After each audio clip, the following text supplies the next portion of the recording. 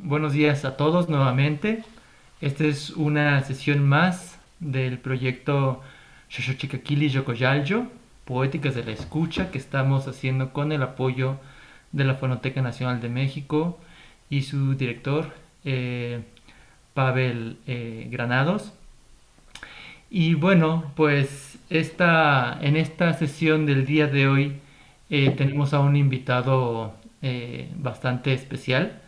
Es un académico de renombre, pero sobre todo es una persona que se ha comprometido con la cultura mexicana y ha dedicado prácticamente toda su vida al esclarecimiento de nuestra historia, sobre todo en lo concerniente a la lengua náhuatl. Voy a leer brevemente su síntesis curricular. Él es el doctor Patrick Johansen. Él es doctor en letras por la Universidad de París, es investigador del Instituto de Investigaciones Históricas, profesor de literaturas prehispánicas en la Facultad de Filosofía y Letras, ambos de la UNAM, investigador del Sistema Nacional de Investigadores SNI, nivel 3, miembro del Colegio de la Crónica de la Ciudad de México, miembro de número de la Academia Mexicana de la Lengua y miembro correspondiente de la Real Academia Española. Es también miembro honorario de la Asociación de Escritores en Lenguas Indígenas de México. Ha publicado varios libros y artículos relacionados con sus líneas de investigación: La muerte en el mundo náhuatl prehispánico, la semiología de la imagen en los códices, la literatura náhuatl prehispánica, la conquista, etc.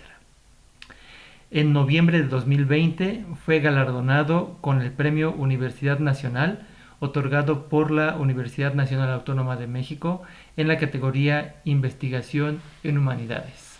Pues bueno, le damos la bienvenida al doctor Patrick, a quien le agradecemos mucho el tiempo que nos va a dedicar en esta sesión.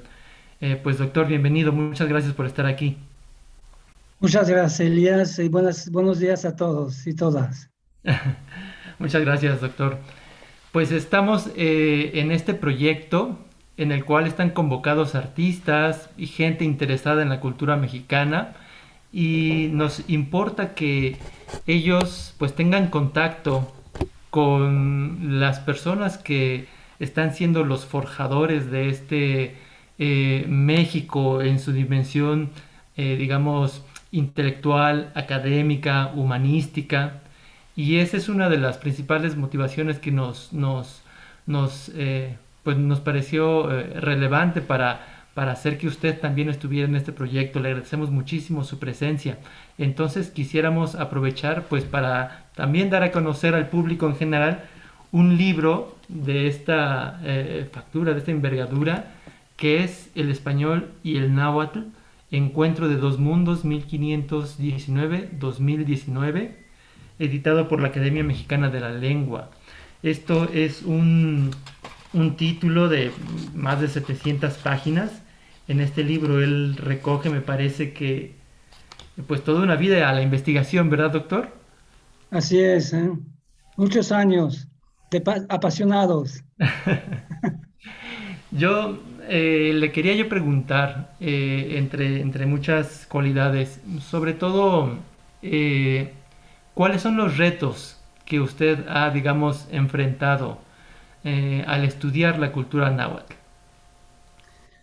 Bueno, primero, uno de los primeros retos, evidentemente, para acceder al mundo prehispánico, náhuatl prehispánico, fue, digamos, atravesar digamos, la densidad de lo que son las fuentes, ¿no? Para poder conocer un mundo pretérito como el mundo náhuatl prehispánico, el cual además se encuentra, digamos, en otra dimensión cognitiva, otro episteme, como se le dice, ¿no? Otro marco de valores, de manera de pensar, de manera de ser, ¿no? Entonces aquí el primer, digamos, problema fueron las fuentes, ¿no? Fuentes en español que desvirtúan considerablemente, digamos, el contenido, el tenor de la cultura náhuatl prehispánica, y aun cuando viene el texto en náhuatl, ¿no? Sabemos que fueron los españoles que orquestaron toda esa recopilación de datos por, digamos, estrategias de evangelización. No se dieron cuenta de que había que conocer al otro para poder, digamos, evangelizarlo, es decir, conocer la enfermedad, como dice Sagún, el Códice Florentino, ¿no?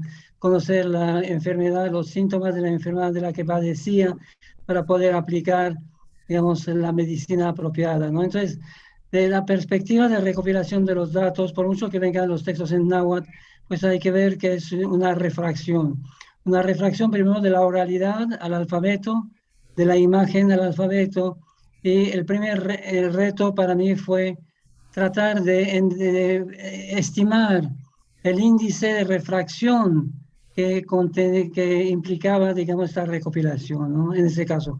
Y no solamente con las fuentes, sino que en este caso me di cuenta de que para conocer al otro había que dar el paso hacia él.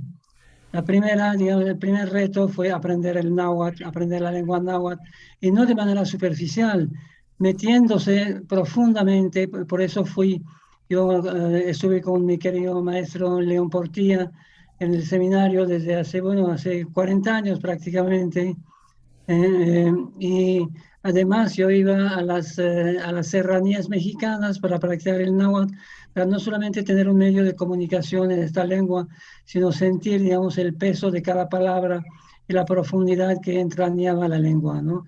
Entonces, me di a la tarea también de buscar el sistema cognitivo indígena que difiere bastante del sistema occidental, ¿no? Solamente un ejemplo, tamati quiere decir saber y sentir. Un indígena considera que sabe, consideraba y considera, porque me consta que hoy es lo mismo, un indígena considera que sabe cuando siente, ¿no?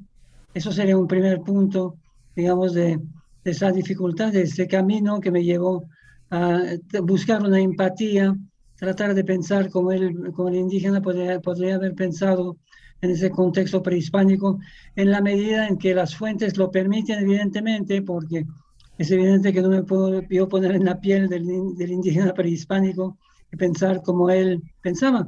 Pero lo bueno es que hay muchas fuentes y con la salvedad de lo que acabo de decir, ¿no? De tratar de estimar el índice de refracción de la información, de veracidad, y tanto en la forma como en los contenidos, pues tenemos muchísimos elementos que nos permiten acceder a este mundo prehispánico, náhuatl prehispánico.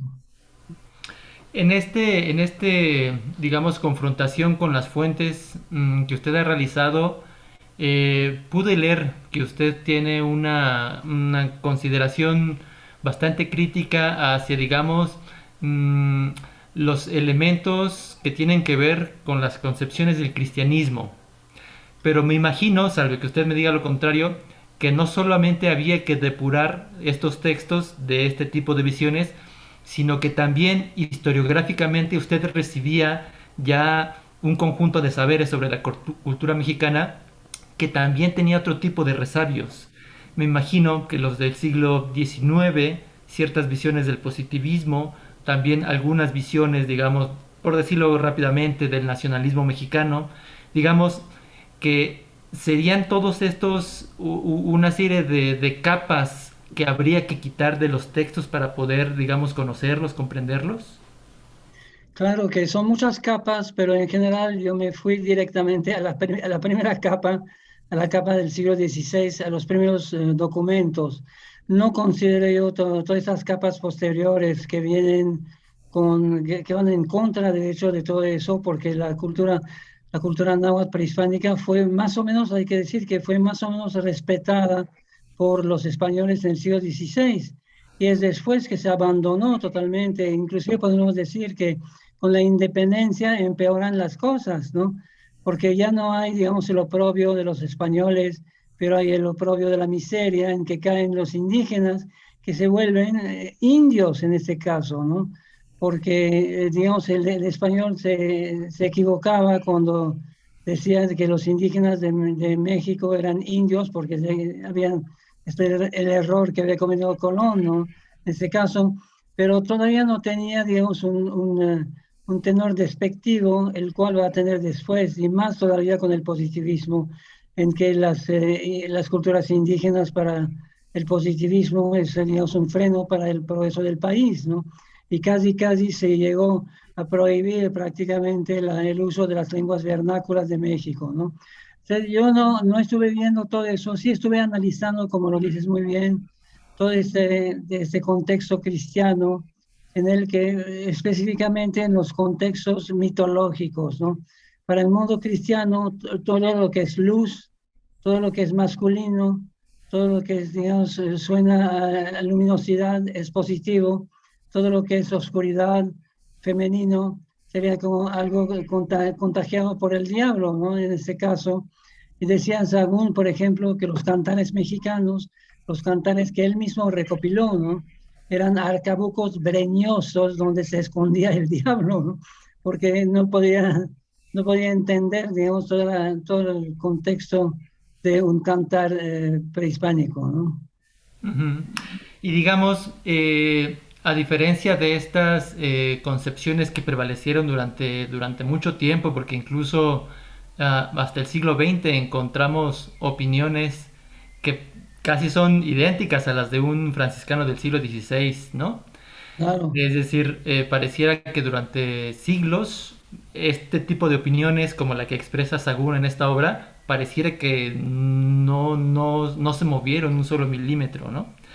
En digamos, esta exploración, ¿qué es lo que usted, digamos, particularmente encuentra al adentrarse en este bosque breñoso, en estas selvas, en estas, digamos, espacios oscuros al conocimiento? Sí, bueno, el primero en tener que enfrentar esa situación fue mi querido maestro Miguel Portilla, ¿no? Cuando Mm, publicó su obra, su tesis de doctorado, La filosofía náhuatl, estudiada en sus fuentes, hubo, digamos, un clamor, digamos, de cómo era posible de poner un título así, que los indígenas no podían haber tenido filosofía si no tenía escritura alfabética para empezar, ¿no? ujú, Entonces, el caminar, yo seguía a Miguel dentro de esos arcabucos breñosos, fue él más bien que abrió el camino. Yo seguía también con mi machete propio, pero iba ujú, Miguel Portilla adelante, ¿no?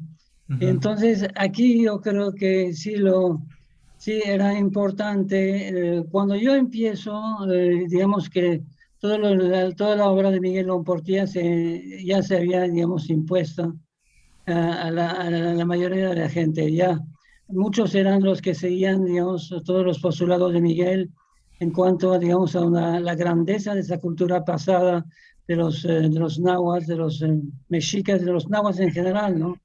Entonces no tuve yo que comprobar nada, pero sí lo que hice es seguir el camino que había trazado Miguel, en este caso, de analizar, digamos, de manera filológica, de manera concienzuda, todos los elementos en náhuatl, digamos, del pensamiento indígena, y de decir, bueno, es una otredad, y la otredad no es la misma edad, evidentemente, porque en general todos estaban de acuerdo de que el mundo prehispánico, el mundo náhuatl prehispánico, era otro. Pero a la hora de analizar, todo el mundo empezaba a analizar en el marco de los valores occidentales, y no solamente occidentales, pero occidentales actuales, ¿no? Con toda la axiología, todos los valores que conlleva, ¿no? Entonces había que hacer lo que había empezado Miguel, es decir, romper todo este marco, decir, vamos a dar el paso hacia el otro y tratar de ver de manera empática, de la medida de lo posible, como él veía, y eso, digamos, sería el camino que seguí siguiendo, de hecho, a mi querido maestro, ¿no? entiendo. Una de las cuestiones que usted, digamos, creo que más explota en su abordaje de estos temas es cómo la escritura no es algo que solamente se queda, digamos, sobre la superficie en la que es plasmada, sino que es de algún modo llevada a la arquitectura, a la danza, al vestuario de los danzantes, de los sacerdotes. Y eso a mí me ha parecido, digamos, bastante esclarecedor, porque tiene usted un estudio que creo que es conocido también, donde usted eh, explica cómo un episodio mitológico haya una representación formal en la propia arquitectura, ¿no?, del Templo Mayor. Si nos podría, digamos, detallar sobre este punto algo. Sí, claro, yo creo que lo importante aquí es la diferencia entre el mundo occidental, en el que todo tiene que pasar por el verbo, por el logos, ¿no? El logos, no solamente el logos así filosófico, sino también el logos verbal. Si no lo puedes poner en palabras, entonces no sirve. Y es lo que decía yo lo que digo y lo que afirmo, y yo creo que sí es algo veraz, ¿no? Es que en un momento dado un sentir, cualquiera que sea, se puede plasmar no solamente a través del verbo, sino a través de la imagen, a través de una forma. La forma es muy importante en el mundo indígena. Dice, por ejemplo, bueno, la paronimia que existe entre tlacati, nacer, y tlacatía, tomar una forma, me parece importantísima, Ujú. porque algo nace cuando toma una forma y lo que toma una forma llega a la existencia al nacer, ¿no? Entonces, lo que hice, por ejemplo, lo que estás mencionando, es el nacimiento de Huitzilopochtli en el libro 7 del Códice Florentino, en un texto verbal, en este caso, pero en el texto verbal está plasmado la arquitectura del Templo Mayor. Y eso me parece extraordinario porque digamos, plasmar unas formas plásticas dentro de un texto verbal.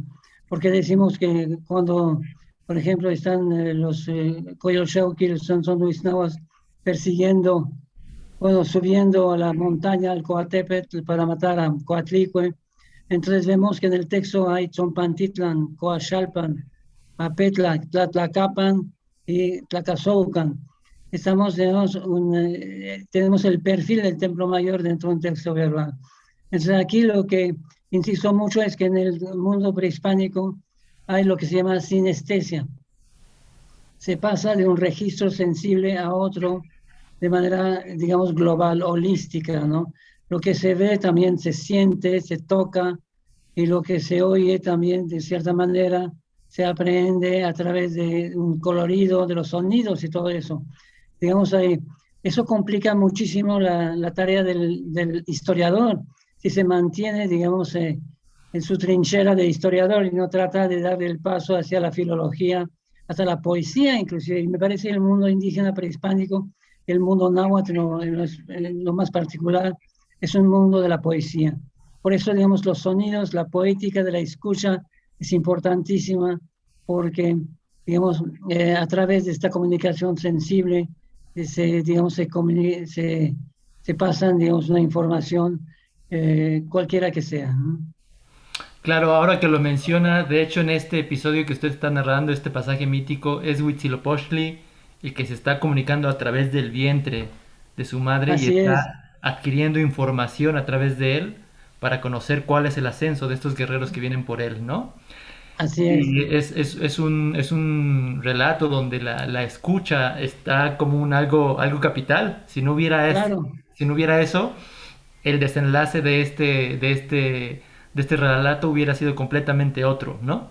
Claro, hay una especie de umbilicalismo entre, digamos, en este caso, el Cuauhtlixca, que provee, digamos, una información a dónde están llegando los agresores, ¿no? Y Huitzilopochtli, que recibe, que es el feto que está dentro del vientre de su madre y que recibe esta información, ¿no? Y todo eso, digamos, yo creo que si uno no tiene la herramienta, digamos, también occidental, decía la semiología en este caso, porque hay dos cosas, evidentemente. Yo creo que hay que, digamos, tratar de tener una empatía con el conocimiento y las formas de conocer a los antiguos mexicanos, pero tenemos también armas, digamos, instrumentos también para detectar, porque de manera objetiva, dónde está el signo y dónde está, digamos, todo este elemento poético que está escondido dentro de los textos, ¿no? Hay que detectarlo también, ¿no? En este caso, ¿no? Claro, yo noté que usted, si bien mantiene una posición crítica hacia, digamos, los mundos, digamos, de la religión cristiana y también del mundo occidental en general, eh, capté sus referencias al pensamiento contemporáneo, a Foucault especialmente, usted también del pensamiento moderno habla de Fichte, para usted producir metáforas en este sentido, ¿no? Es decir, su método para ir esclareciendo no deja de lado, digamos, recursos teóricos que tal vez en primera instancia no podrían ser los más útiles. Sin embargo, usted demuestra pues la fertilidad de esto. Claro. Y yo creo que en ese caso sí Foucault y Lévi-Strauss, por ejemplo, y en términos generales el estructuralismo, yo creo que es una metodología también muy importante. Yo creo que la herramienta también debe ser afín al material que estamos analizando, ¿no? Y cuando tenemos un mundo en que todo tiene relación con todo, entonces la única metodología, digamos, es el estructuralismo, ¿no? Las estructuras que mantienen, digamos, el mundo indígena, sobre todo un mundo donde la tradición se mantiene, donde también Tlalinamiki es pensar, es también recordar, ¿no? En este caso el recuerdo, todo lo que ha sido, digamos, dejado por los abuelos, se mantiene, digamos, como un elemento vivo, ¿no? En ese caso. Y Ujú. aquí yo creo que también algo importante, cuando hablamos de mitografía, yo hablo de mitología, pero también de mitografía, ¿no? Tú lo has visto en los libros, ¿no? La Ujú. mitografía, digamos, es la mitología, pero a través de las formas. Es decir, que para el alfabeto, por ejemplo, si yo estoy contando el mito del nacimiento de Huitzilopochtli, y te lo cuento y lo escribes, pues la escritura alfabética no modifica nada, no aporta nada más, ¿no? Pero en el contexto de la pictografía es evidente que si yo digo oralmente el mito del nacimiento de Huitzilopochtli y lo pinto, en ese caso no es lo mismo porque digamos que son las formas las que tocan, digamos, al otro, el receptor, bueno, el que está viendo el códice, y a través de las formas, no tanto de los contenidos, sino de las formas, está, digamos, hay una impresión que se hace en él a través de la vista, en este caso. Porque estamos hablando del sonido, evidentemente, en este caso, en la poética de la escucha, pero también hay una poética de la vista, ¿no? De mirar. Hay una fenomenología de la mirada muy importante en este caso. Inclusive, hablando en términos cognitivos, de conocimiento, yo digo que hay una causalidad de la impresión. Es decir, que cualquiera que sea el medio de comunicación oral o pictográfico, digamos, hay una impresión que se da y la impresión queda grabada en el cerebro y digamos, no necesitan otras causas, sino que se repite un elemento, como en la danza, en este caso como en la música, ¿no? Un compás dancístico se repite hasta que esa forma, ese compás, ese gesto, queda impreso en el ser profundo de la persona que está viendo o danzando en ese caso, ¿no? Claro, su aproximación a la historia me parece que llega a un nivel de detalle bastante fino, porque usted en su libro intenta pensar cómo pudieron haber pensado estos dos, digamos, los personajes históricos de este encuentro cultural entre Europa y el mundo, digamos, de América. Y en este, digamos, rescatando lo que usted digamos, producido en este sentido, la figura de Malinche, ¿qué valor tiene? Malintzin, Sí. pues un valor muy importantísimo porque, digamos, es el primer eslabón entre el mundo occidental y el mundo mesoamericano, en este caso náhuatl, ¿no? Con una mujer que hablaba maya y náhuatl, y Jerónimo de Aguilar que hablaba español y maya. Tenemos esta cadena de comunicación, ¿no? Y también ciertamente el problema es que el Malintzin no sabemos nada. Hay varios libros que se hicieron sobre Malintzin que se confunde, por ejemplo, al decirle Malinche, la Malinche, me parece muy injusto. Primero porque Malinche no era ella, era Cortés, ¿eh? Malinche es Malince, digamos, Malince es digamos, la apócope de Malincine. Malincine era el dueño de Malintzin, el dueño de la mujer, que era Cortés, ¿no? Y sería muy interesante determinar en qué momento de la historia de México el vocablo Malinche pasó de Cortés a Malintzin, a la mujer, ¿no? Que no era malinchista, que fue, digamos, evidentemente un eslabón estuvo en una posición muy delicada, muy difícil, entre dos mundos. Y para mí la grandeza de esa mujer fue no solamente su inteligencia extraordinaria, de dominar el español, el maya, el náhuatl como lo hizo, también la inteligencia de saber traducir de manera adecuada con los de Tlaxcala, por ejemplo. Yo creo que sin ella, digamos, a lo mejor los españoles nunca hubieran conquistado México, ¿no? Ella fue un instrumento, evidentemente, condujo, digamos, todo lo que era el pensamiento occidental, lo vertió al pensamiento indígena en su momento para tratar de convencer a sus abuelos, a sus tíos y todo eso de lo que Cortés estaba diciendo. Y evidentemente, tratando evidentemente de traducir lo mejor que pudiera. Y pues todo eso para mí fue algo grandioso también. Hay que entender, digo, no hay que acusar a Malintzin de ser, como se diría hoy en día, malinchista, claro que no. Más bien hay que ver todo ese aspecto importante de que ella fue el sitio mismo de un encuentro de dos mundos. Dentro de ella se encontraron dos mundos en su corazón y en su mente, ¿no? Sí, es muy fuerte esto que está usted diciendo. Yo, rescatando también ahora lo que nos mencionaba sobre el maestro León Portilla, quisiera yo aunar lo que usted ha hecho con lo que nos dejó el legado que nos dejó el maestro Portilla. Mm, a veces pensamos que el conocimiento del mundo indígena se queda, digamos, en lo histórico, en el pasado. Pero yo quisiera preguntarle, porque creo que el esfuerzo de León Portilla viene también en este sentido, sobre cuál es, digamos, la actualidad en términos de la actualidad, digamos, en términos de intelectuales, es decir, en qué medida el conocimiento del mundo prehispánico nos permite comprender el presente y además criticarlo o incluso tomar distancia de ciertas, digamos, narrativas o experiencias contemporáneas. Pues la obra de Miguel Portilla no se limitó al mundo prehispánico, como lo sabes, Elías, sino que también el proyecto Yancuic Tlachtoli, ¿no? La nueva palabra, con este proyecto devolvió, digamos, la palabra a los indígenas, ¿no? Actuales, ¿no? Y tratando digamos, de quitar todas las trabas, digamos, políticas, sociales que había en el mundo. Miguel quiso, digamos, que la palabra indígena se oyera de nuevo, ¿no? Pero evidentemente 500 años de tiempo nuevo hispano no pasan en balde. Ujú. Entonces en las comunidades indígenas, digamos, la tradición se mantuvo, pero se empobreció evidentemente, lo que es natural, ¿no?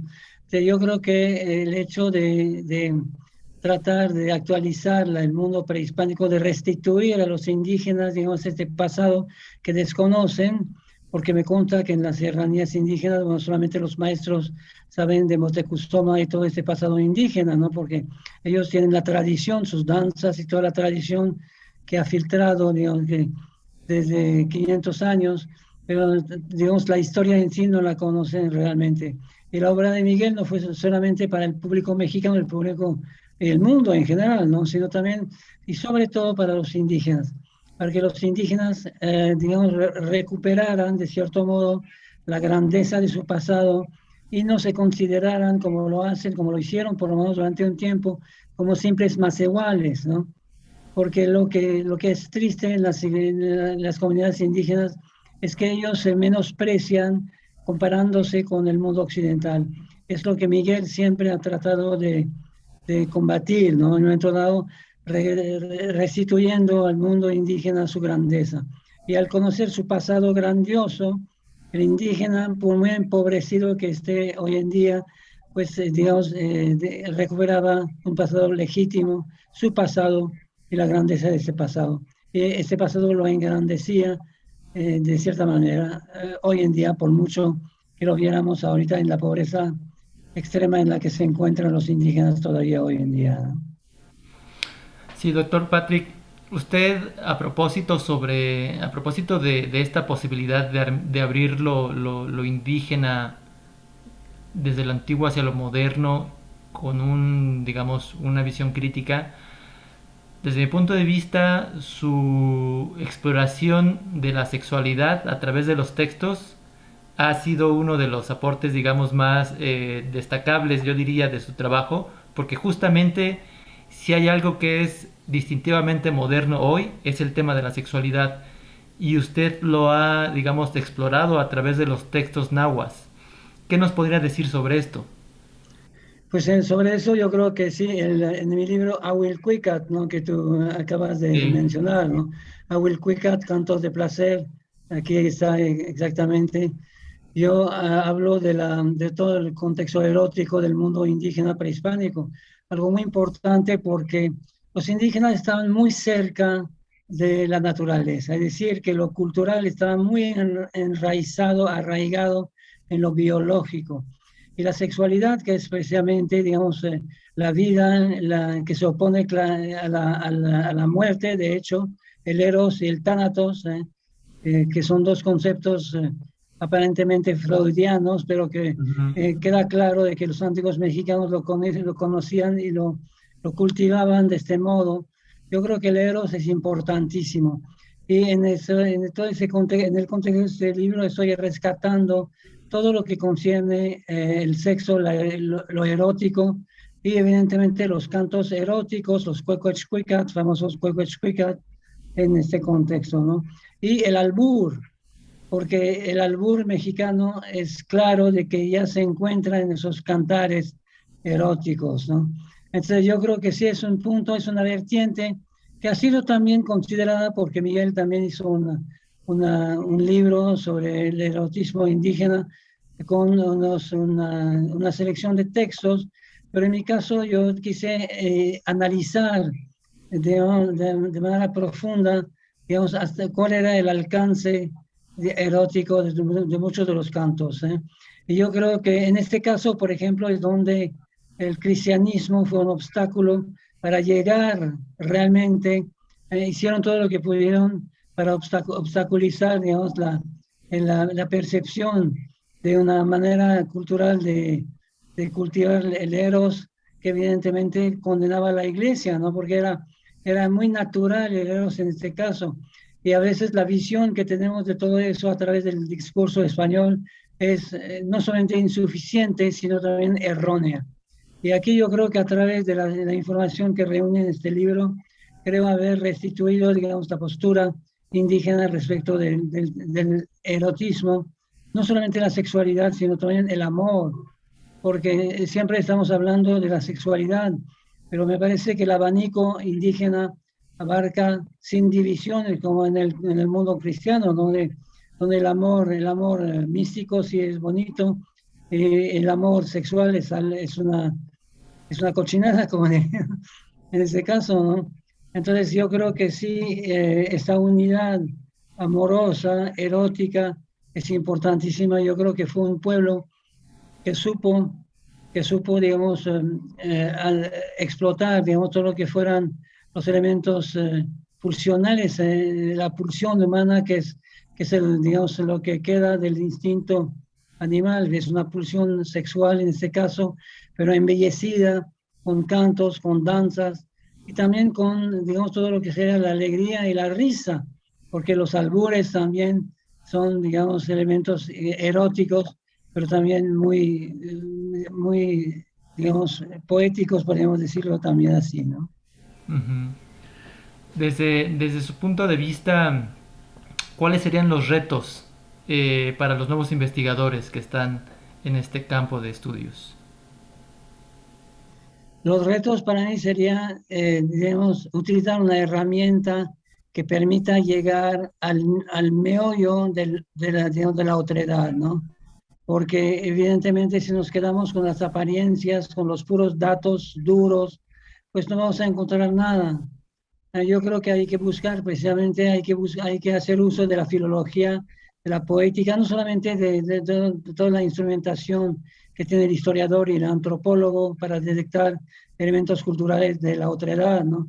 Sino también todo eso lo que sería la poesía en este caso, que puede parecer curioso que un historiador tenga que acudir a la poesía para poder meterse, pero cuando tenemos un dicho, por ejemplo, que dice, por ejemplo, Teyoloipan Yahuintlactoli, al corazón va la palabra, es evidente que entonces el nivel de recepción de todo lo que se transmite es un elemento sensible que, digamos, solamente a través de un elemento, de una cognición poética, de una aproximación poética, se puede lograr, bueno, identificarlo, ¿no? Una pregunta más para ya ir caminando hacia el final. ¿Cómo con nuestro bagaje cultural, ético, moral de hoy podemos asimilar aspectos como el sacrificio de personas en este mundo antiguo? Y lo destaco especialmente por lo que llegamos a conversar en aquella ocasión que tuvimos un encuentro donde la música cumplía en los ritos sacrificiales un papel tan relevante como que un teponaztli podía ser el sustituto de una piedra sacrificial.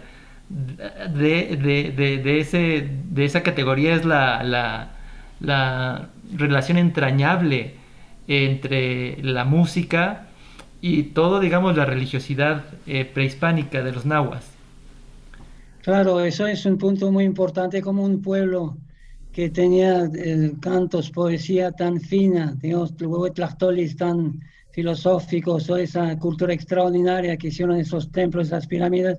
Entonces, según la perspectiva occidental, pudieron haber hecho unas cosas tan bárbaras como los sacrificios humanos.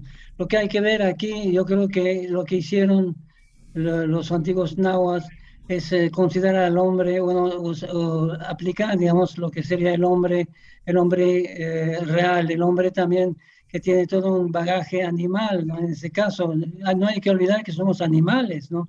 En términos, digamos, en términos fisiológicos, en términos de evolución, ¿no?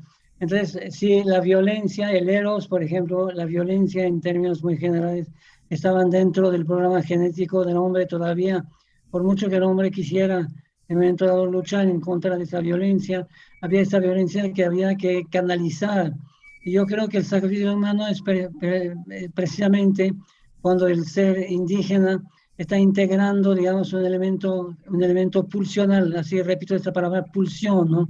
Que es la pulsión erótica, la pulsión tanática, en este caso, la canaliza la pulsión tanática, como de la misma manera que canalizaba la pulsión erótica, y en ese caso considera al hombre en su totalidad. Y hay que ponerse también en este caso en el contexto prehispánico del momento del contacto, que es muy importante. Si juzgamos, digamos, todas esas prácticas desde una perspectiva occidental, no vamos a entender nada, evidentemente. Hay que ponerse, digamos, dentro de este contexto, situarse dentro de ese contexto prehispánico para tratar de entender, ¿no? Pero lo más importante sería eso. En este caso, todo lo pulsional, digamos, la música sería también una parte, porque la música el hombre la tiene por dentro, ¿no? Cuando está tocando, cuando está cantando, digamos, es algo muy profundo que sale a flote, ¿no? Ya que sea con el puro canto, con los instrumentos, con la danza, todo eso, todo este contexto. Yo creo que el sacrificio humano está dentro de todo este contexto sensible, y yo creo que al contrario, en este caso tendríamos un hombre muy arraigado al mundo. En términos filosóficos hay que pensar también que tenemos una situación muy distinta del mundo occidental. El mundo occidental es un mundo de la trascendencia. El Dios cristiano es exterior a su creación y crea el mundo, pum, así nada más, ¿no? El mundo indígena es un mundo de la inmanencia. Todo está contenido en el mundo y toda, digamos, la relación con el mundo es una relación entrañable, ¿no? Entiendo. Finalmente, una pregunta que sí me interesaría no dejar para otra ocasión. El concepto utilizado por el maestro León Portilla de filosofía náhuatl. Esta filosofía, ¿qué futuro tiene? ¿Qué futuro tiene este concepto de la filosofía náhuatl? Y también preguntarle quiénes harán esa filosofía. Bueno, yo estoy de acuerdo, totalmente de acuerdo con mi querido maestro León Portilla, de que había una filosofía náhuatl, por mucho que en el momento en que publicó su libro hubo, digamos, una resistencia de parte de mucha gente, ¿no? Pero yo pienso en un momento dado que podemos ir un poco más lejos, decir que sería una filosofía de la acción, ¿no? No solamente una reflexión así como el pensador de Rodin, ¿no? Que está pensando Ujú. en su cuarto y que está reflexionando de manera muy abstracta sobre el mundo, sino que en este caso, digamos, yo diría que la filosofía estaba como que empotrada a todas las acciones, ¿no? Un poco lo comparo un poco con, ¿no?, la lengua. La lengua, los antiguos mexicanos nunca tuvieron un manual de gramática. La primera gramática del náhuatl en 1547 es la que hace Olmos, Fray Andrés de Olmos. Pero ellos hablaban perfectamente náhuatl y la gramática, digamos, estaba como que implícita dentro del uso que hacían de la lengua. Yo creo que la filosofía del mundo era un poco lo mismo. Esta filosofía estaba perfectamente ligada con su acción. Es por eso que en un momento dado, digamos que el sacrificio humano cabe dentro de esta visión filosófica del mundo, porque es un mundo donde hay que canalizar la violencia y la muerte, y morir también, hay que recordar también primero el valor de la muerte para el mundo antiguo, ¿eh? Siempre lo, lo repito, pero para entender la muerte náhuatl prehispánica no hay que oponer vida y muerte, sino existencia y muerte, porque la muerte es parte constitutiva de la vida. Yo pongo una pequeña ecuación: Nemilistli más Mikistli igual Yolistli. Nemilistli, la existencia, más la muerte igual la vida. Porque yo lo comparo también como una especie de latido cardíaco, cuando la existencia es la parte sistólica, la muerte la parte diastólica, y ambos son el latido yolistli de la vida, ¿no? Entonces, cuando tenemos esta filosofía de la vida, de la muerte, de la vida y de la muerte, de la existencia, de la vida y de la muerte, entonces es evidente que el sacrificio humano cobra otra dimensión. También había el concepto de la entropía. Una persona que esperaba la edad, digamos, la vejez, que envejecía, era como una flor que se marchitaba, ¿no? Entonces había un consumo entrópico de energía. El que moría la piedra de sacrificios, en ese caso era una muerte que florecía. Por eso Xochimilquistli, la muerte florida, que era la muerte en la guerra o en el sacrificio humano. Entiendo. Y sobre esta parte de mi pregunta, sobre a quienes, digamos, les corresponde salir adelante con esta filosofía, digamos que ya fue puesta sobre el escenario del México contemporáneo por el maestro Portilla. Es decir, son los hablantes, son los académicos, ¿quiénes son quienes podrían salir adelante con esta filosofía náhuatl? Bueno, yo creo que podemos darles la palabra a los indígenas precisamente porque es su manera de sentir el mundo. El académico, digamos, lo entiende, lo comprende, pero no lo siente, evidentemente, en este caso, a menos que sea un académico indígena también, ¿eh? Pero yo diría que tendría que ser una alianza entre el indígena y el académico, que ambos, digamos, indígenas y académicos, llevemos, digamos, este mundo en la dirección que tenían, digamos, que tenían el pensamiento indígena prehispánico, donde la vida era lo más importante, ¿no? La, la vida, inclusive en el caso de los sacrificios humanos, siempre, digamos, se sacrificaban en aras de la vida. La muerte venía siempre en aras de la vida. Eso me parece muy importante y, digamos, combatir un poco todas estas tendencias nefastas que tiene el mundo occidental contemporáneo, sobre todo en términos ecológicos, ¿no? Hay que recordar que el mundo es nuestra casa y que evidentemente hay que cuidarlo, ¿no? Entiendo. Pues muchas gracias. No sé si quisiera usted abonar algo más para ya que cerremos con algunas palabras suyas esto. O... No, yo diría que sería muy bueno que todos los jóvenes mexicanos se acercaran, digamos, al mundo indígena prehispánico. Hay muchísimo que aprender dentro de todo eso. Hay un tesoro escondido en todo eso y hay que labrar esta tierra para poder extraerlo, ¿no? Yo creo que sí sería algo muy bueno. Estamos siempre con los ojos hacia el horizonte del futuro, pero el pasado también es importantísimo y si conocemos nuestro pasado, nuestro camino hacia el futuro va a ser mucho más claro. ¿No? Claro. Pues, doctor Patrick, muchísimas gracias. Ha sido un honor contar con su testimonio. La verdad es que en este proyecto que estamos sacando adelante, pues queremos que personas de distintos ámbitos de la cultura, de las humanidades, pues puedan tener un acercamiento con su obra, como se lo dije en alguna comunicación, pues yo y muchos lo consideramos un maestro, una persona que nos ha Gracias. ayudado a entender la cultura mexicana, nuestra propia cultura, y yo creo que eso es invaluable para nosotros. Así es de que, pues, le damos las gracias nuevamente por este encuentro y bueno, pues ya le comunicaremos después cuáles fueron los frutos cuando podamos ya todos discutir en colectivo lo que aquí nos está abonando en este día. Te agradezco muchísimo. Gracias a ti, Elías. Muchas gracias a todos. ¿Eh? Hasta luego. Muchas gracias.